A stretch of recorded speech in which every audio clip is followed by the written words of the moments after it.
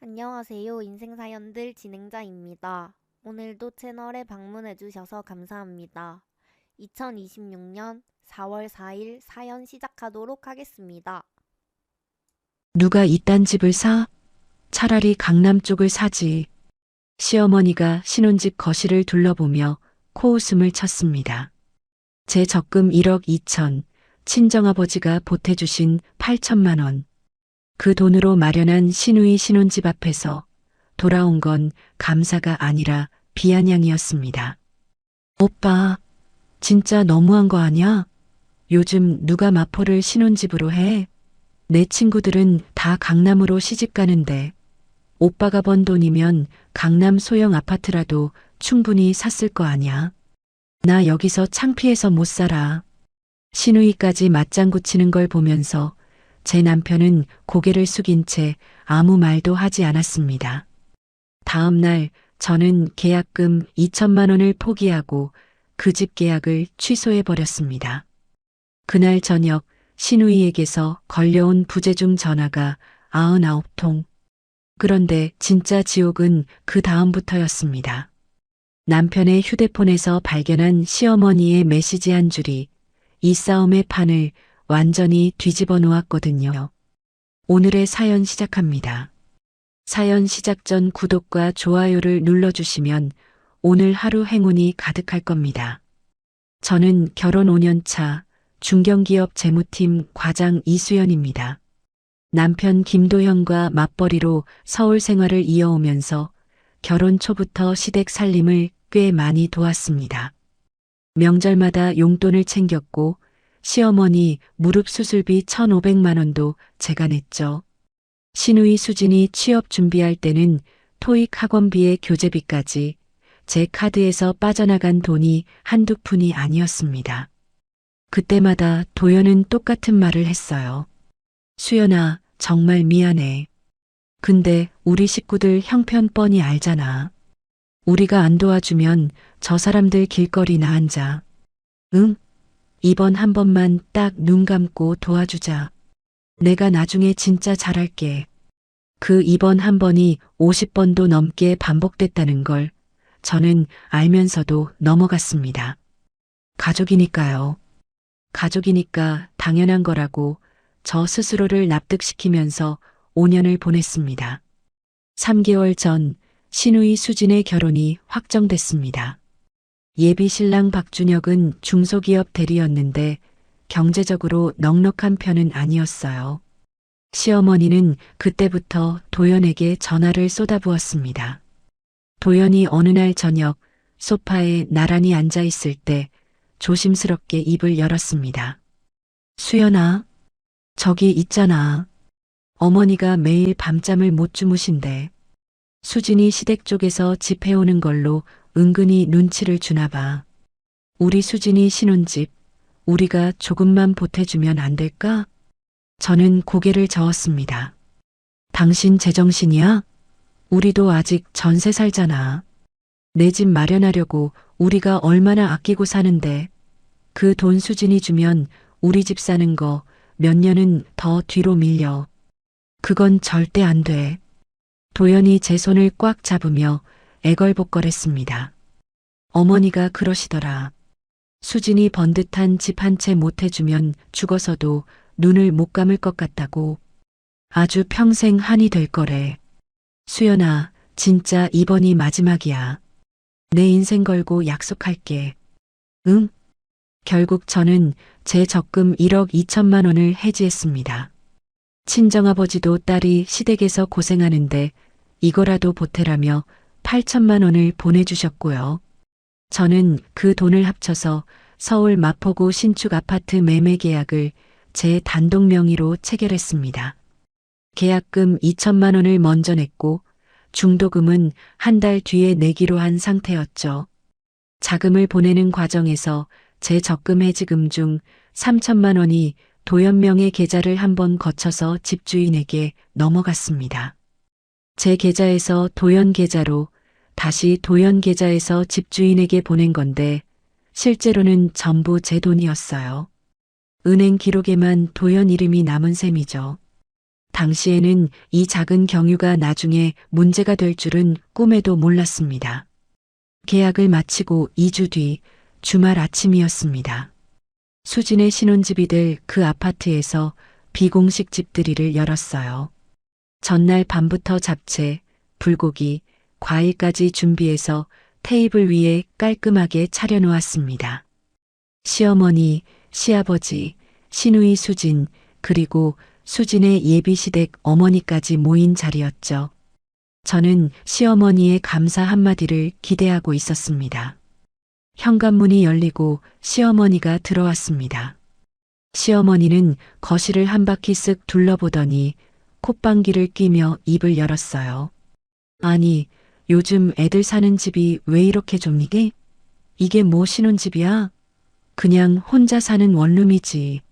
가구가 들어갈 자리는 있나 몰라. 시어머니가 창문 쪽으로 뚜벅뚜벅 걸어가더니 혀를 찼습니다. 쯧쯧, 전망도 영광이네. 앞 건물이 떡하니 가로막고 있어서 답답해 죽겠다. 여기서 살면 숨이나 제대로 쉬겠어? 시아버지는 아무 말 없이 소파에 털썩 앉아서 리모컨부터 집어들었습니다. 시누이 수진이 한술 더 떠서 오빠 팔을 잡아 끌며 징징거렸습니다. 아유 오빠, 요즘 누가 마포에다 신혼집을 얻어? 촌스럽게. 같은 돈이면 강남 쪽으로 작아도 브랜드 아파트를 샀어야지. 친구들한테 창피해서 주소도 못 알려주겠어. 예비시댁 어머니가 앉아 계신 자리가 바로 옆이었습니다. 체면이 구겨진 시어머니의 목소리가 한 톤 더 올라갔죠. 아유 사돈, 민망해서 어쩌나. 우리 집 수준이 원래 이 정도는 아닌데 며느리한테 알아보고 계약하라고 다 맡겼더니 글쎄 요 모양 요 꼴로 골라왔네. 센스가 없어도 너무 없어 얘가. 시어머니의 아래 위로 훑는 시선이 비수처럼 꽂혔습니다. 도연은 그 옆에 서서 죄 지은 사람 마냥 고개를 푹 숙인 채 휴대폰만 만지작거리고 있었어요. 예비시댁 어머니가 어색하게 웃으며 말했습니다. 아니에요 사돈. 그래도 새 집이라 반짝반짝하고 깨끗하니 참 좋네요. 그러자 시어머니가 기다렸다는 듯 큰 소리를 쳤습니다. 아유 말도 마세요. 이거 계약 취소하고 우리가 좀 더 제대로 된 거 알아봐서 다시 해줄게요. 이런 구석진 집에서 내 딸 못 살게 해요. 사돈, 걱정 마세요. 제 돈으로, 제 아버지 돈으로 산 집을 시어머니가 제대로 된 게 아닌 것으로 취급하는 말을 듣는 순간 숟가락을 쥔 제 손이 부르르 떨리며 하얗게 질렸습니다. 그날 밤 집에 돌아와서 저는 참다 못해 도연에게 물었습니다. 당신 가족들 정말 너무한 거 아냐? 내가 내 피 같은 돈 들여서 해준 집을 그렇게 대놓고 욕을 해? 예비 사돈 앞에서 나를 그렇게 바보로 만들어야 속이 시원하냐고. 도연이 귀찮다는 듯 옷을 훌렁 벗어 던지며 대답했습니다. 아, 엄마 성격 알면서 왜 그래? 그냥 기분 좋으라고 하신 말씀이지. 당신이 좀 참아. 원래 어른들은 칭찬하는 법이 없잖아. 속 좁게 굴지 말고 내가 좀 더 크게 생각하고 넘어가. 또 같은 말이었습니다. 5년 동안 수십 번 들은 그 말. 저는 그날 밤 처음으로 분명하게 깨달았습니다. 이 사람들에게 내 선의는 아무런 의미도 없다는 것을요. 다음 날 월요일 저는 오전 반차를 냈습니다. 부동산 중개사무소에 직접 찾아가서 확인했어요. 아직 중도금을 내기 전이니까 계약금 2천만 원을 포기하면 계약을 풀 수 있다고 했습니다. 2천만 원이 아깝지 않은 건 아니었어요. 하지만 이 돈마저 시댁의 비아냥 위에 얹어줄 수는 없었습니다. 저는 제 이름으로 된 계약의 해제 서류를 보냈습니다. 사무소를 나와서 바로 친정아버지에게 전화를 걸었습니다. 아버지, 나 그 집 계약 취소했어. 아까운 2천만 원은 날렸지만 아버지가 보태주신 나머지 돈은 내가 꼭 다시 돌려줄게. 미안해, 아버지. 아버지는 한참 아무 말이 없으셨습니다. 수화기 너머로 깊은 한숨 소리가 들렸죠. 그래, 수연아. 내가 그렇게 결정했으면 다 그럴 만한 이유가 있겠지. 돈은 돌려줄 생각 말고 내가 가지고 있어라. 마음고생 심했을 텐데 밥 잘 챙겨 먹고. 아버지가 더 묻지 않으신 이유를 저는 알 것 같았습니다. 아버지는 이미 이 결혼 생활에서 제가 얼마나 참아왔는지 알고 계셨던 겁니다. 그날 오후 부동산 쪽에서 집주인에게 계약 해제를 알렸고 그 소식이 신우이에게도 전해졌습니다. 그 순간부터 제 휴대폰이 미친 듯이 울리기 시작했어요. 처음에는 당황한 목소리였던 신우이의 메시지가 시간이 갈수록 비명에 가까워졌습니다. 저는 전화기를 뒤집어서 책상 위에 놓았습니다. 저녁 때 확인해 보니 신우이의 부재중 전화가 99통이었습니다. 시어머니에게도 소식이 닿았는지 도연에게 직접 전화가 갔고 퇴근해서 돌아온 도연은 현관문을 열자마자 하얗게 질린 얼굴로 저를 바라봤습니다. 이수연, 너 미쳤어? 수진이 집 계약 취소했다는 게 진짜야? 지금 우리 집 난리 났어. 너 정말 이럴 거야? 저는 소파에 앉아 눈 하나 깜짝 안 하고 또박또박 말했습니다. 기억 안 나? 어제 내 어머니가 그랬잖아. 원룸 같아서 창피하다고 더 제대로 된 걸로 바꿔주겠다고.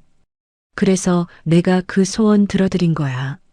내 돈, 우리 아버지 돈으로 산 집이 그렇게 수준 미달이라는데 내가 왜 사주니? 내 어머니가 호언장담하셨으니까 이제 그 제대로 된 집은 당신네 식구들이 알아서 사. 도연이 머리를 쥐어뜯으며 소리를 질렀습니다. 그래도 나한테 미리 말을 했어야지.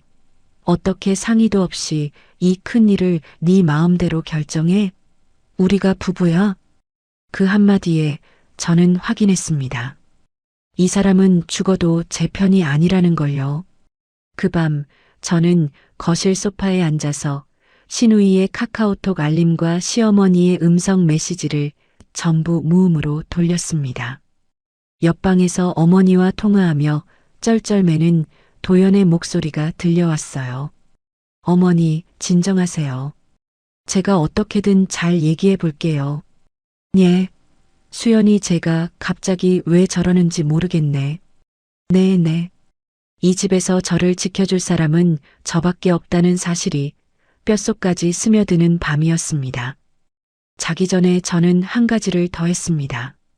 현관 도어록의 비밀번호를 바꾼 겁니다. 시어머니가 제 집 안방처럼 드나들며 알고 있던 그 번호를 새 번호로요.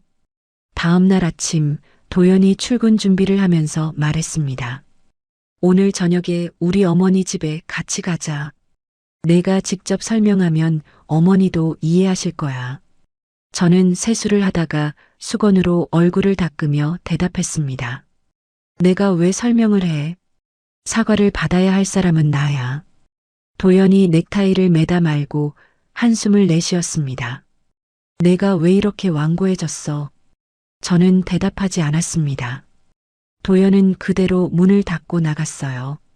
오전 10시쯤이었습니다. 현관에서 비밀번호 누르는 소리가 났는데 삐소리와 함께 잠금이 풀리지 않았습니다. 제가 어젯밤에 바꿔놓은 번호였으니까요. 곧바로 초인종이 연타로 울리기 시작했습니다. 저는 일부러 천천히 일어나서 30초쯤 뜸을 들인 뒤에 문을 열었습니다. 시어머니가 문이 열리자마자 안으로 들어서며 소리쳤어요. 너 지금 제정신이야. 동생 결혼을 망칠 셈이야. 저는 뒷걸음치지 않고 시어머니를 똑바로 바라봤습니다. 어머니가 그저께 뭐라고 하셨는지 기억나세요? 강남 쪽을 사라고 하셨잖아요. 그러니까 강남 쪽을 직접 사주세요. 시어머니의 입이 벌어졌다가 다시 닫혔습니다. 그리고 시어머니는 전략을 바꿨어요. 두 손으로 얼굴을 감싸더니 울음을 터뜨리기 시작한 겁니다. 내가 뭘 그렇게 잘못했다고. 농담 한마디 한 건데 이렇게까지 하냐? 저는 5년을 살면서 이 울음의 정체를 정확히 알고 있었습니다. 진심이 아니라 저를 굴복시키기 위한 도구라는 걸요. 저는 휴지 한 장 건네지 않고 방으로 들어가서 문을 닫았습니다. 시어머니는 거실에서 이건 챕터 2에 해당 혼자 울고 중얼거렸습니다. 내가 이 나이에 며느리한테 이런 수모를 당하다니. 도연이 아버지는 저렇게 맨날 구석에만 앉아있고 아무 도움이 안 돼. 방안까지 다 들렸지만 저는 이어폰을 꽂았습니다. 시어머니가 스스로 지쳐서 나갈 때까지 기다렸어요. 문제는 그 다음이었습니다. 시어머니가 우리 집을 나가면서 제 친정 어머니에게 전화를 건 겁니다. 잠시 뒤 친정 어머니에게서 전화가 왔는데 어머니의 목소리가 떨리고 있었습니다. 수연아, 무슨 일이 있었던 거야? 시어머니가 나한테 별걸 다 하시더라. 가정교육이 어떻게 된 거냐고. 저는 가슴이 무너지는 것 같았습니다. 하지만 더 이상 숨길 수가 없었어요. 그동안 차마 친정에 말하지 못했던 것들을 처음으로 솔직하게 털어놓았습니다. 시댁의 끊임없는 금전 요구, 집들이 날 비아냥, 도연의 침묵까지 전부요. 전화기 너머로 어머니가 흐느끼는 소리가 들렸을 때 시댁에 대한 마지막 온정마저 사라졌습니다. 저녁에 퇴근한 도연은 이미 시어머니에게서 이야기를 들은 상태였습니다. 도연이 구두를 벗으며 말했어요. 엄마가 그러시는데 오늘 낮에 내가 엄마를 쫓아냈다며. 저는 식탁을 닦다가 손을 멈췄습니다. 쫓아낸 적 없어. 나는 방에 들어갔고 어머니가 알아서 나가셨어. 도연이 고개를 절레절레 흔들며 말했습니다. 아무리 화가 나도 어른한테 그러면 어떡해. 사실 확인보다 어머니의 감정을 먼저 챙기는 사람. 5년 동안 한 번도 바뀌지 않은 이 사람의 본질을 저는 새삼 확인했습니다. 같은 시각 신우이 수지는 자기 인스타그램에 글을 올렸습니다. 가족한테 이런 일을 당하다니 너무 힘들다. 그 글 아래에 시댁 쪽 친척들과 수진의 친구들이 댓글을 달았습니다. 무슨 일이야, 힘내, 언니가 있잖아. 저를 직접 이름 붙이지는 않았지만 누가 봐도 가해자가 누구인지 알 수 있는 글이었어요. 사촌 미경이 그 글을 보고 도연에게 연락했고 상황을 파악한 미경은 시댁 친척 단체 카카오톡방에 메시지를 올렸습니다. 하루 만에 시댁 친척 전체가 이 일을 알게 됐어요. 사건이 터진 지 3일째 시댁 큰아버지까지 전화를 하셨습니다. 도연이 전화를 끊고 나서 저를 보며 말했어요. 큰아버지도 형수가 집안 체면을 구겼다고 하셨어. 수연아, 이번 주말에 나랑 같이 어머니 집에 가서 한마디만 하자. 저는 소파에 앉은 채 도연을 올려다보며 대답했습니다. 내가 사과할 일은 단 하나도 없어. 그 주 주말 도연은 혼자 시댁에 다녀왔습니다. 돌아온 도연의 표정이 심상치 않았어요. 어머니가 그러셨어. 이러다 수진이 결혼 깨지면 너한테 책임을 묻겠다고. 책임이라는 단어가 귀에 꽂혔습니다. 그건 단순한 감정 싸움의 말이 아니었어요. 시댁이 나에게 경제적 피해를 전가할 수도 있다는 뜻이었죠. 저는 그 순간 불안감과 동시에 경각심이 발동했습니다. 그날 밤 도연이 욕실에 있는 사이 도연의 휴대폰 화면에 카카오톡 미리 보기 알림이 떴습니다. 시어머니에게서 온 메시지였어요. 잠금 화면 위에 딱 한 줄이 보였습니다. 변호사 상담은 받아봤냐? 등골이 서늘해졌지만 저는 일부러 못 본 척 고개를 돌렸습니다. 그날 밤 저는 서재에 혼자 앉았습니다. 은행 앱을 열어서 결혼 5년간 시댁에 보낸 돈을 하나하나 정리하기 시작했어요. 이체 내역, 카드 결제 내역을 교차 확인하면서 합산해 보니 포기한 계약금 2천만 원을 포함해서 1억 7천만 원이 넘었습니다. 화면 위에 숫자를 보는데 손이 떨렸습니다. 정리를 끝낸 건 새벽 2시였습니다. 저는 친정아버지에게 긴 문자를 보냈습니다. 시댁 상황이 심각해지고 있다는 것, 남편도 제 편이 아니라는 것, 시어머니가 도연에게 변호사 상담을 언급한 정황이 있다는 것, 앞으로 무슨 일이 벌어질지 모르니 법적으로 대비해야 할 것 같다는 내용이었습니다. 아버지에게서 답이 왔습니다. 10분 뒤 딱 한 줄이었어요. 감정으로 싸우지 마라. 증거로 싸워라. 그리고 그 아래 한 줄이 더 왔습니다. 이번 주 토요일에 보자. 너한테 소개시켜줄 사람이 있다. 그 주 수요일 저녁 퇴근하고 집에 돌아왔을 때였습니다. 도연은 아직 들어오지 않았고 저는 습관처럼 도연의 서재에 들어갔습니다. 책상 위에 갈색 서류 봉투가 놓여 있었어요. 평소에 없던 것이라 눈에 바로 들어왔습니다. 봉투를 열어보니 법률사무소 이름이 찍힌 문서가 나왔습니다. 이혼할 때 재산을 어떻게 나눌 수 있는지에 대한 상담 내용이 정리되어 있었어요. 상담 날짜를 확인해 보니 제가 계약을 취소한 바로 다음 날이었습니다. 그런데 상담을 의뢰한 사람 이름이 도연이 아니었어요. 시어머니 이름이 적혀 있었습니다. 문서에는 이런 내용들이 빼곡했습니다. 아내 명의로 된 재산을 어떻게 파악할 수 있는지, 이혼할 때 남편 몫을 최대한 늘리는 방법, 아내한테 잘못을 뒤집어 씌우려면 어떤 증거를 모아야 하는지, 시어머니가 단순히 화가 나서 한 게 아니었습니다. 처음부터 계획적으로 제 재산을 노리고 있었던 겁니다. 손이 떨렸지만 저는 휴대폰 카메라로 문서를 한 장 한 장 찍었습니다. 촬영을 마치고 서류를 원래 자리에 정확히 돌려놓았어요. 도연이 들어오기 전에 표정을 가다듬어야 했습니다. 도연이 귀가한 뒤 저는 아무 내색 없이 저녁을 차렸습니다. 밥을 먹다가 도연이 말했어요. 요즘 많이 힘들지. 좀 쉬면서 생각 정리하자. 저는 그 말의 뜻을 바로 알아챘습니다. 위로가 아니었어요. 제가 지쳐서 포기하기를 기다리는 거였죠. 저는 미소를 지으며 대답했습니다. 응, 그러자. 금요일 밤이었습니다. 도연이 거실에서 유튜브를 보다가 휴대폰을 소파 위에 놓고 샤워하러 들어갔습니다. 도연은 결혼 초부터 휴대폰 비밀번호를 자기 생일 4자리로 쓰고 있었어요. 저는 그걸 알고 있었습니다. 욕실에서 물소리가 나는 걸 확인하고 도연의 폰 잠금을 풀었습니다. 시어머니와의 카카오톡 대화를 열었습니다. 위에서부터 훑어 내려가는데 눈을 의심했습니다. 시어머니가 보낸 메시지였어요. 재산이 대부분 그년 명이라 이혼하면 네가 불리하다. 내가 알아본 변호사가 방법이 있다고 했다.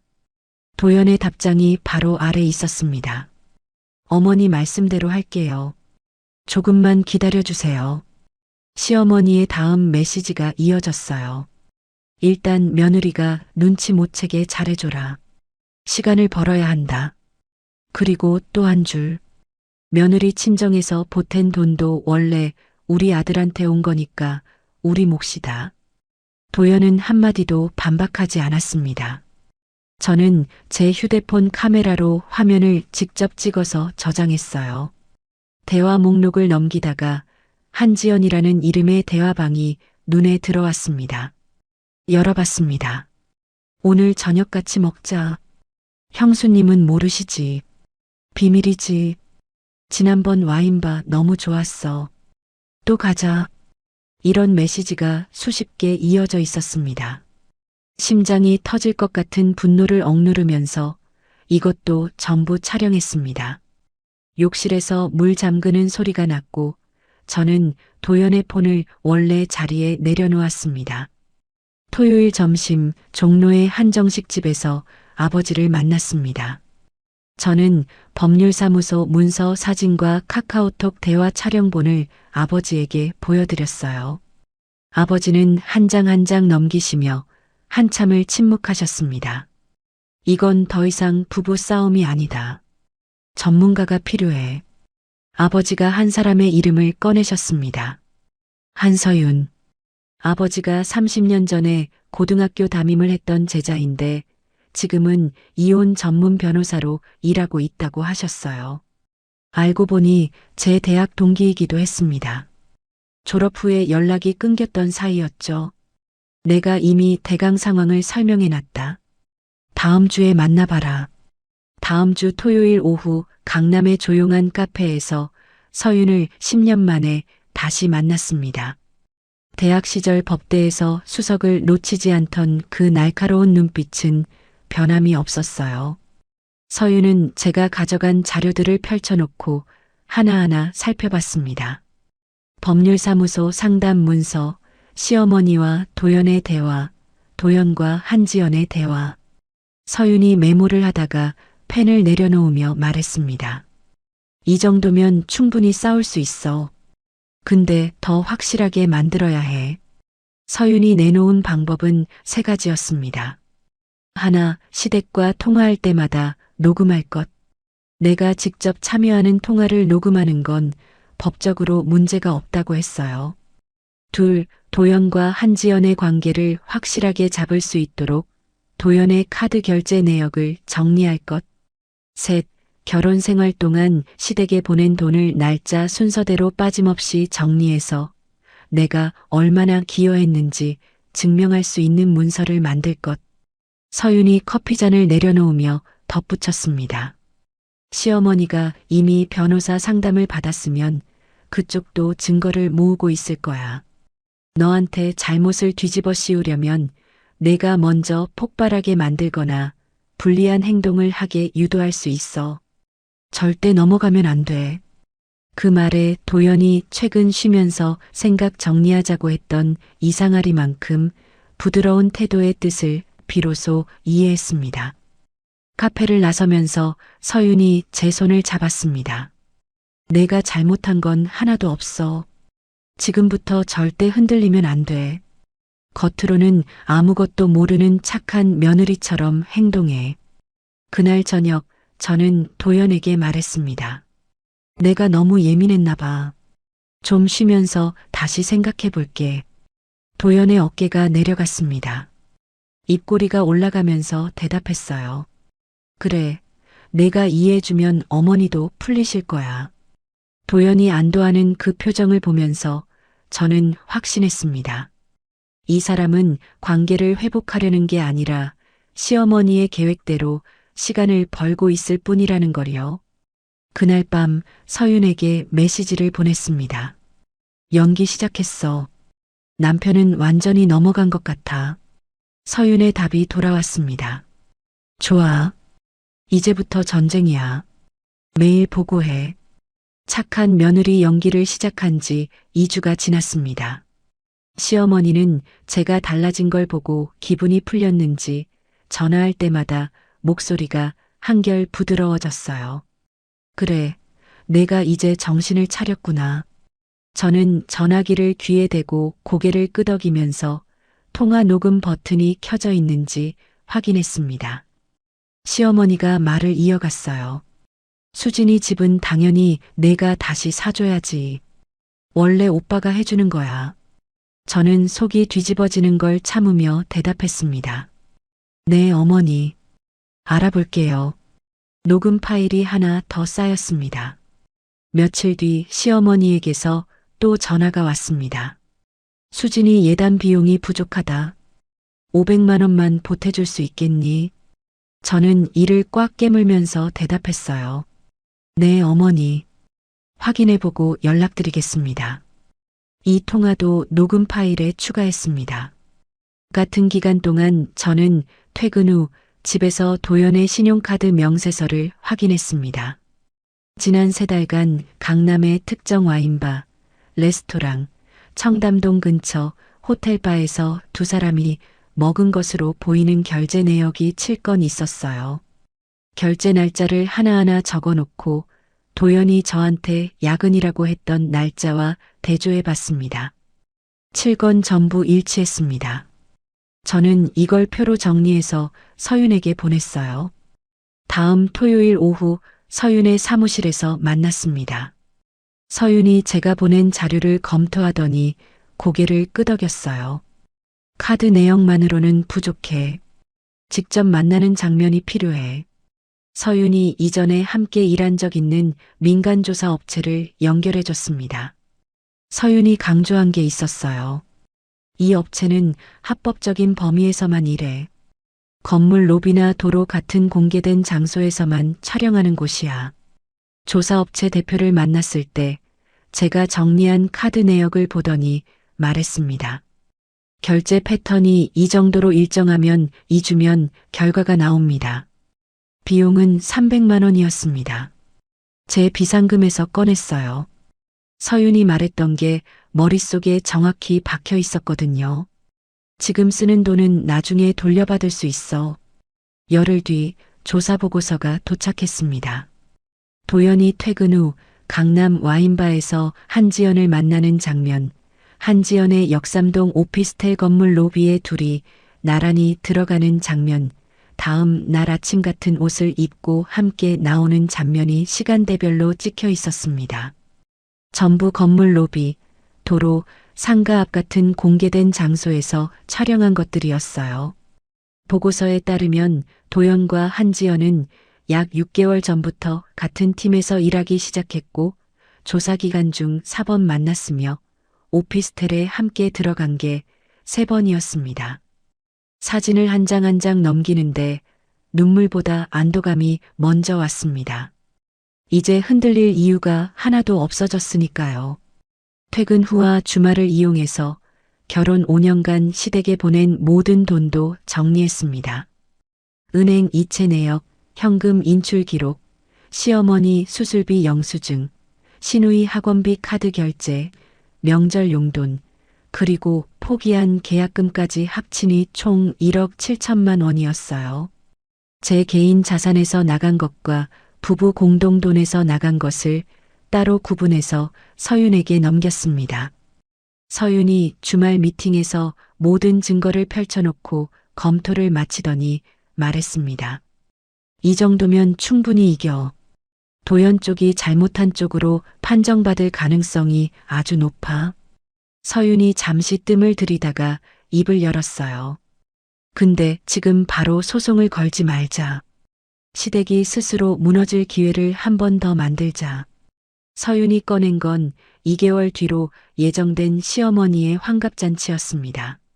시댁 친척 50여 명, 시어머니 동창과 지인 30여 명이 모이는 큰 행사였죠. 그 자리에서 시댁의 진짜 모습을 보여주는 거야. 다만 모든 내용을 사실로만 구성해. 거짓이 한 줄이라도 들어가면 안 돼. 저는 시어머니에게 먼저 전화를 걸었습니다. 어머니, 제가 잘못한 게 많으니 어머니 환갑은 제가 정성껏 준비하겠습니다. 시어머니가 콧소리를 내며 대답했어요. 그래, 내가 그 정도는 해야지. 하객이 80명이니까 꼼꼼하게 해. 저는 그 통화도 녹음했습니다. 잔치 준비 기간에 연차를 하루 써서 연회장에 직접 갔습니다. 담당자와 만나서 큰 화면과 음향 장비 상태를 확인했어요. 축하 영상을 틀 거라고 말하면서 제 노트북을 직접 연결하는 방식으로 시험까지 마쳤습니다. 그 자리에 시댁 식구는 아무도 없었습니다. 잔치 2주 전부터 본격적으로 영상 편집에 들어갔습니다. 가족 영상을 만든다는 명목으로 시댁 가족 사진과 영상을 모으면서 별도의 파일을 만들었어요. 제가 시댁에 쓴 돈 내역, 시어머니의 녹음 발언 글자 기록, 도연의 외도 사진 일부를 넣었습니다. 서윤이 최종 검토를 마치고 말했어요. 전부 사실이고 개인적인 감정이나 욕은 한 줄도 없어. 상대가 나중에 문제를 삼아도 방어할 수 있어. 서윤이 덧붙였습니다. 잔치 당일에 내가 연회장 근처에 있을게. 무슨 일이 생기면 바로 연락해. 영상 길이는 3분으로 맞췄습니다.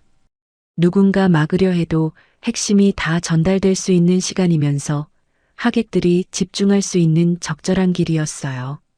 당일에는 연회장 뒤쪽 영상 장비 공간에서 제 노트북으로 직접 틀면서 영상이 끝날 때까지 자리를 지킬 계획이었습니다. 잔치 전날 밤 모든 준비를 마치고 거울 앞에 섰습니다. 서윤에게서 메시지가 왔어요. 내일 무슨 일이 있어도 감정적으로 반응하지 마. 내가 차분할수록 그 사람들이 무너져. 저는 심호흡을 했습니다. 옆방에서 도연이 코를 골며 자고 있었어요. 저는 그 뒷모습을 마지막으로 바라봤습니다. 다음 날 오전 11시 강남의 연회장이었습니다. 시댁 친척들과 시어머니 동창, 지인들이 속속 도착하고 있었어요. 저는 단정한 한복 차림으로 입구에 서서 하객 한 분 한 분을 맞이하며 자리를 안내했습니다. 시어머니가 화려한 한복을 입고 주인공의 자리에 앉으며 들어오는 하객들에게 말했어요. 우리 며느리가 이번에 잔치를 다 준비했다. 하객들이 저를 보며 감탄했습니다. 아이고, 며느리 복이 많으시네요. 시누이 수진이 예비 신랑 준혁과 함께 들어왔고 시아버지는 모처럼 양복을 차려입고 나타났습니다. 큰아버지 부부, 사촌 미경, 시어머니 여고, 동창 모임분들까지 자리를 채우니 연회장에 80여 명이 꽉 들어찼어요. 저는 뒤쪽 영상 장비 공간에서 노트북 연결 상태를 마지막으로 확인했습니다. 정오의 식사가 시작됐습니다. 저는 각 테이블을 돌며 음식을 챙기고 음료를 따르면서 며느리 역할에 빈틈이 없도록 했어요. 시어머니 동창 한 분이 제 팔을 잡으며 말했습니다. 며느리가 이렇게 살뜰한데 시어머니가 부럽다. 시어머니가 입꼬리를 올리며 대답했어요. 이래 봬도 속을 좀 썩이다가 요즘 철이 들었어요. 저는 미소를 유지한 채 속으로 시계를 확인했습니다. 오후 1시 식사가 마무리됐습니다. 저는 앞에 마련된 마이크 앞으로 걸어갔어요. 시어머니의 환갑을 축하드리며 며느리로서 지난 5년을 돌아보는 영상을 준비했습니다. 하객들이 기대에 찬 박수를 보냈습니다. 도연도 미소를 지으면서 손뼉을 쳤어요. 저는 마이크를 내려놓고 뒤쪽 영상 장비 공간으로 이동했습니다. 노트북 앞에 앉아서 재생 버튼을 눌렀어요. 큰 화면에 결혼식 사진이 떴습니다. 명절 가족 사진, 여행 사진이 이어지면서 하객들 사이에서 감탄이 흘러나왔습니다. 예쁘다. 좋은 가족이네. 1분 30초가 지났을 때 화면이 까맣게 변했습니다. 그리고 하얀 글씨가 떠올랐어요. 며느리가 5년간 시댁에 보낸 금액. 항목별로 정리된 표가 나타났고 맨 아래에 총액이 크게 표시됐습니다. 1억 7천만 원. 연회장이 웅성거리기 시작했습니다. 웅성임이 채 가라앉기도 전에 화면에 시어머니의 목소리가 글자와 함께 흘러나왔습니다. 연회장 전체에 울려 퍼지는 시어머니 본인의 음성이었어요. 수진이 집은 당연히 내가 다시 사줘야지. 원래 오빠가 해주는 거야. 이어서 또 한 줄. 며느리 친정에서 보탠 돈도 원래 우리 아들한테 온 거니까 우리 몫이다. 시어머니의 얼굴이 하얗게 질렸습니다. 하객들 사이에서 탄식이 터져 나왔어요. 저게 사실이야. 세상에. 시어머니가 자리에서 벌떡 일어나며 소리쳤습니다. 당장 꺼. 지금 당장 꺼. 도연도 벌떡 일어나서 뒤쪽 장비 공간으로 달려왔습니다. 하지만 저는 노트북 앞에 서서 몸으로 가로막았어요. 이미 영상의 마지막이 재생되고 있었습니다. 도연이 한지연의 오피스텔 건물 로비에 나란히 들어가는 사진. 다음 날 아침 같은 옷을 입고 함께 나오는 사진. 시간이 찍혀 있었습니다. 3분짜리 영상이 끝나는 순간 연회장이 조용해졌습니다. 그 정적이 깨진 건 큰아버지의 목소리였어요. 큰아버지가 자리에서 일어나 시어머니를 향해 말했습니다. 도대체 며느리한테 뭘 한 거야? 시어머니 동창분들은 서로 눈짓을 주고받더니 하나둘 자리에서 일어나기 시작했습니다. 사촌 미경이 도연에게 다가가며 물었어요. 이 사진 진짜야? 바람 피운 거 맞아? 도연은 얼굴이 벌겋게 달아올라서 입만 벌렸다 닫았습니다. 도연이 저에게 달려오며 소리쳤어요. 미쳤어. 고소할 거야. 저는 마이크를 다시 들고 차분하게 말했습니다. 저는 5년간 이 가족을 위해 1억 7천만 원을 썼고 돌아온 건 모욕과 배신이었습니다. 영상에 나온 내용은 모두 사실이고 증거 원본은 별도로 보관되어 있습니다. 수진이 달려와서 울부짖었습니다. 언니가 어떻게 이럴 수 있어? 예비 신랑 준혁은 얼굴이 굳은 채 구석에서 자기 어머니에게 전화를 걸고 있었어요. 시아버지가 자리에서 천천히 일어났습니다. 시아버지가 도연을 노려보며 입을 열었어요. 이게 다 뭔 소리야? 시아버지는 아무것도 몰랐던 겁니다. 아파트 계약도, 이혼 상담도, 아들의 바람도요. 시어머니가 남편에게조차 비밀로 움직였다는 게 그 자리에서 드러났습니다. 저는 미리 준비해둔 핸드백을 들고 연회장을 빠져나왔습니다. 입구 밖 로비에서 서윤이 기다리고 있었어요. 서윤이 제 표정을 확인하고 말했습니다. 완벽했어. 감정적으로 한마디도 안 했으니까 상대가 잡을 게 없어. 서윤이 다음 단계를 설명했습니다. 우리가 먼저 소송을 거는 게 아니라 도연 쪽이 먼저 움직이게 만든 뒤에 반격하는 거였어요. 상대가 먼저 소송을 걸면 우리가 가진 증거를 한꺼번에 터뜨릴 수 있고 도연 쪽의 잘못이 더 크게 부각된다는 전략이었습니다. 연회장을 나와서 바로 친정아버지에게 전화를 걸었습니다. 아버지, 다 끝났어요. 이제 제 인생 찾으려고요. 아버지의 목소리는 담담했습니다. 잘했다. 이제부터가 진짜 싸움이다. 흔들리지 마라. 내 방은 이미 정리해뒀다. 그날 밤 미리 짐을 빼둔 친정집에서 이불을 덮었습니다. 휴대폰을 켜보니 도연의 부재중 전화 23통, 너 고소할 거야 라는 문자, 시어머니의 음성 메시지, 수진의 카카오톡이 쌓여 있었습니다. 저는 화면을 끄고 눈을 감았지만 쉽게 잠이 오지 않았습니다. 환갑잔치가 끝나고 10일이 지났습니다. 도연이 먼저 움직였어요. 이혼 소송을 내면서 동시에 경찰에 고소장을 넣었습니다. 환갑잔치에서 영상을 튼 게 명예를 훼손했다는 내용이었어요. 서윤에게서 소송 서류 사본을 전달받았습니다. 서윤이 서류를 넘기며 말했어요. 예상대로 왔어. 도연 쪽 변호사가 시어머니가 처음 상담했던 그 사무소 소속이야. 도연 쪽 변호사는 두 가지를 내세웠습니다. 하나는 제가 아파트 계약을 혼자서 취소한 게 잘못이라는 것, 또 하나는 환갑잔치에서 영상을 공개한 게 잘못이라는 것이었어요. 저를 가해자로 몰아가려는 구도였습니다. 같은 시기 수진의 예비시댁에서 연락이 왔습니다. 환갑잔치 소문이 돌았던 겁니다. 예비시댁에서 가족회의를 열었고 결론은 파혼이었어요. 이런 소란이 있는 집안과 혼인할 수 없다는 거였죠. 수진이 카카오톡으로 메시지를 보냈습니다. 언니 때문에 내 인생이 망가졌어. 이 책임 반드시 지게 할 거야. 파혼 소식에 시어머니가 격분했습니다. 시어머니는 수진과 함께 저를 상대로 따로 소송을 냈어요. 수진은 파혼 때문에 받은 정신적 피해를, 시어머니는 잔치에서 망신당한 정신적 피해를 각각 내세웠고 합쳐서 5천만 원을 요구했습니다. 이혼 소송, 경찰 고소, 손해배상 소송, 세 건이 동시에 돌아가기 시작했습니다. 친정어머니는 매일 울었어요. 차라리 그냥 참고 살지, 왜 이 지경까지 왔니? 어머니의 말에 마음이 흔들리지 않은 건 아닙니다.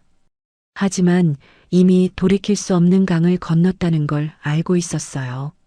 친정아버지는 어머니와 달랐습니다. 감정을 드러내지 않으셨어요. 제가 친정에 머무는 동안 매일 아침 식탁에 깎아놓은 과일이 있었고 저녁에는 제 방 앞을 지나가시며 불이 켜져 있는지 확인하셨습니다. 어느 날 새벽 부엌에서 물을 드시다가 저와 마주치셨어요. 걱정 마라. 내 아빠가 있다. 그 한마디만 하시고 방으로 들어가셨습니다. 소송이 진행되면서 법원에서 제 직장에 서류를 보냈습니다. 제 월급과 퇴직금에 대한 자료를 요청하는 내용이었어요. 인사팀에서 처리하는 과정에서 담당 직원이 같은 층 총무팀 동료에게 흘린 것이 시작이었습니다. 재무팀 과장이 이혼 소송 중이래. 소문이 회사 안에 퍼졌습니다. 직속 상사가 저를 따로 부르더니 말했어요. 이 과장, 개인적인 일이 업무에 영향을 주면 곤란해. 법정 싸움이 제 직장까지 위협하고 있었습니다. 점심시간에도 사무실 밖으로 나가기가 꺼려졌어요. 동료들의 눈빛에서 호기심과 동정이 섞인 게 느껴질 때마다 화장실에 가서 찬물로 얼굴을 씻었습니다. 그런 저에게 아무 말 없이 커피 한 잔을 놓아주는 사람이 있었어요. 같은 팀 후배 오민지였습니다. 민지는 한 번도 제 사정을 묻지 않았어요. 그냥 제자리에 커피를 놓고 돌아갔습니다. 그 작은 행동이 직장에서의 유일한 위로였어요. 어느 저녁 퇴근 후 서윤에게 전화를 걸었습니다. 나 지금 3건이 동시에 돌아가고 있는데 정말 이길 수 있는 거 맞아. 서윤이 처음으로 목소리를 낮추며 솔직하게 말했습니다. 경찰 고소건은 변수가 있어. 잔치에 80명이 있었으니까. 다만 영상에 나온 내용이 전부 사실이고 남편의 바람과 시댁이 내 재산을 노린 걸 가족과 지인들에게 알린 거잖아. 그건 정당한 이유가 있었다고 주장할 수 있어.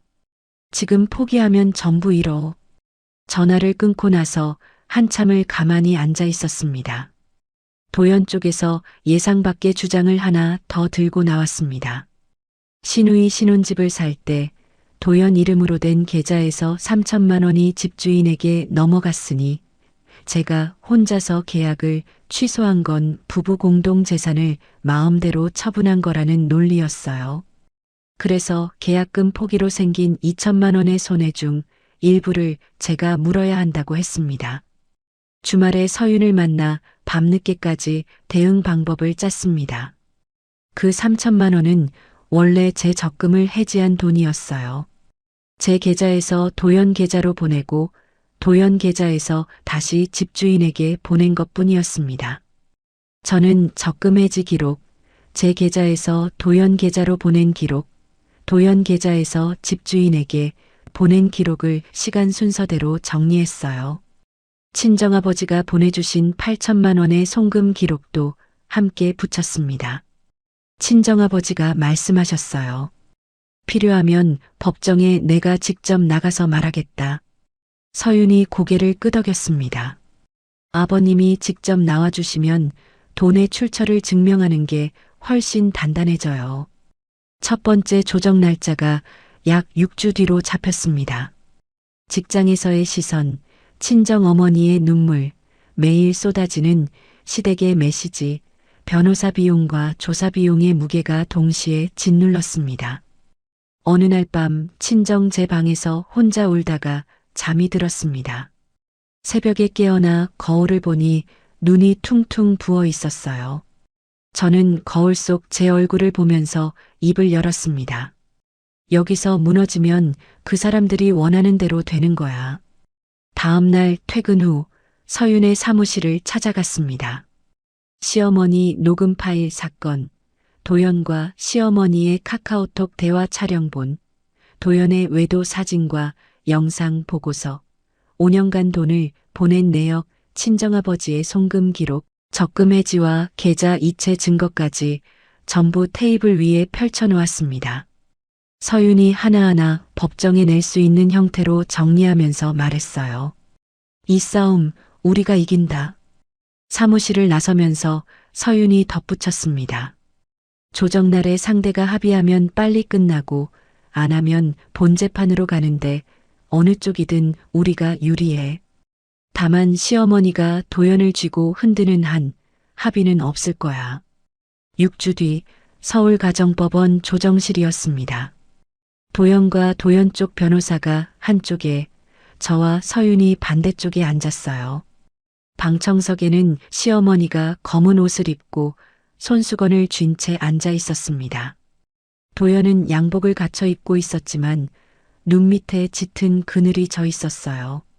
도연 쪽 변호사가 먼저 말을 꺼냈습니다.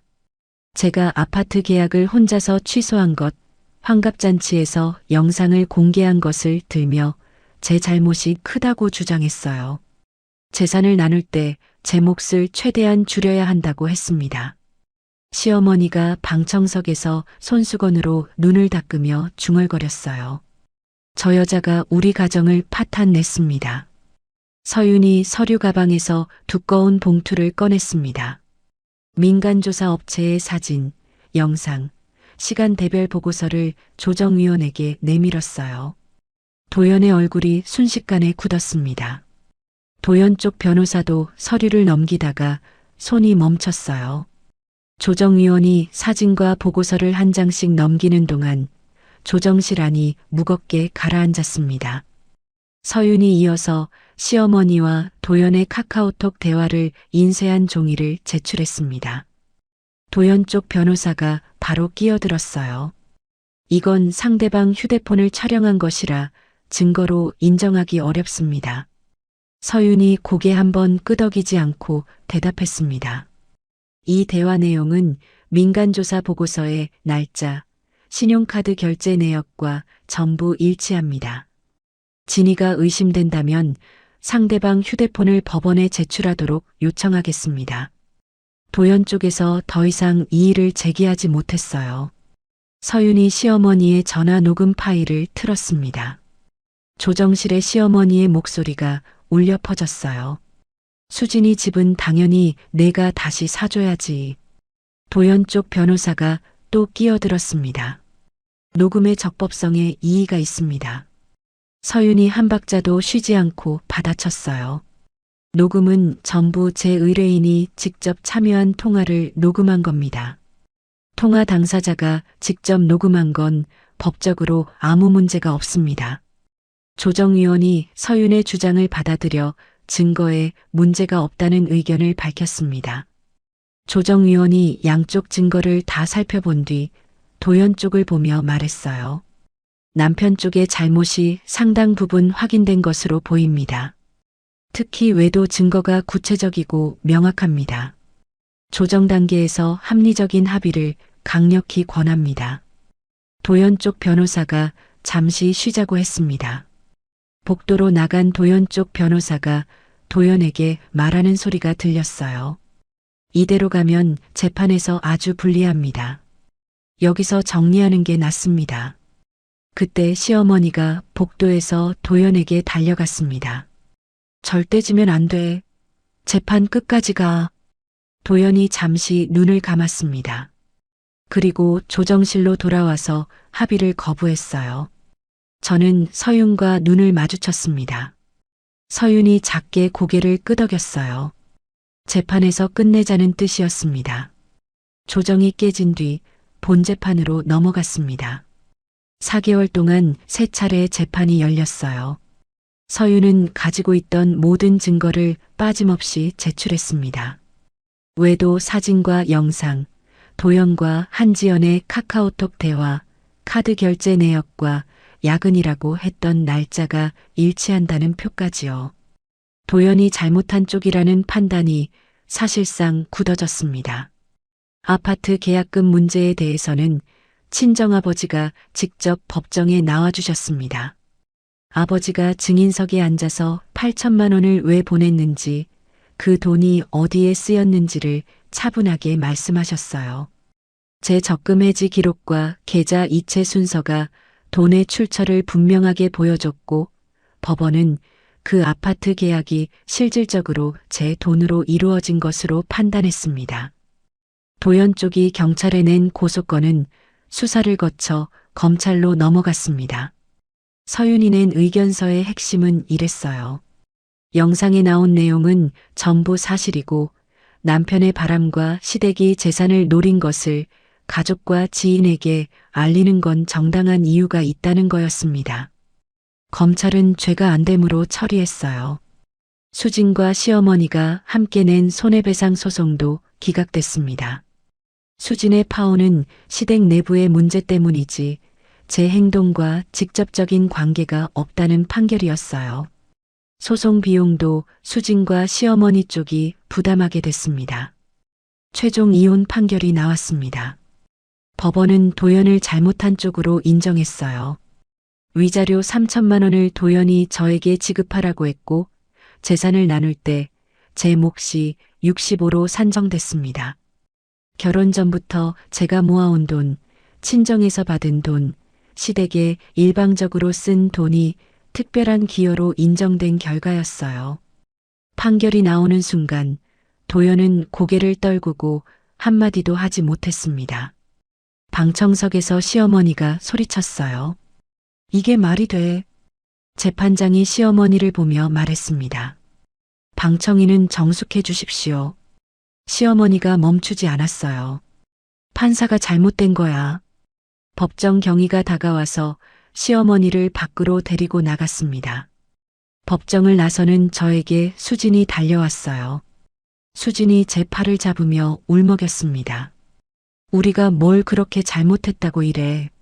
저는 수진의 손을 뿌리치지도 대답하지도 않았습니다. 서윤과 함께 빠르게 걸어 나왔어요. 법원 1층 로비에서 아버지가 서 계셨습니다. 아버지는 아무 말 없이 저를 안아주셨어요. 저는 아버지 품에서 처음으로 소리내어 울었습니다. 슬퍼서가 아니었어요. 오랫동안 짊어지고 있던 무게가 한꺼번에 내려지는 그런 울음이었습니다. 서윤이 제 옆에서 말했어요. 수고했어. 이제 끝났어. 저는 법원 계단을 내려갔습니다. 뒤를 돌아보지 않았어요.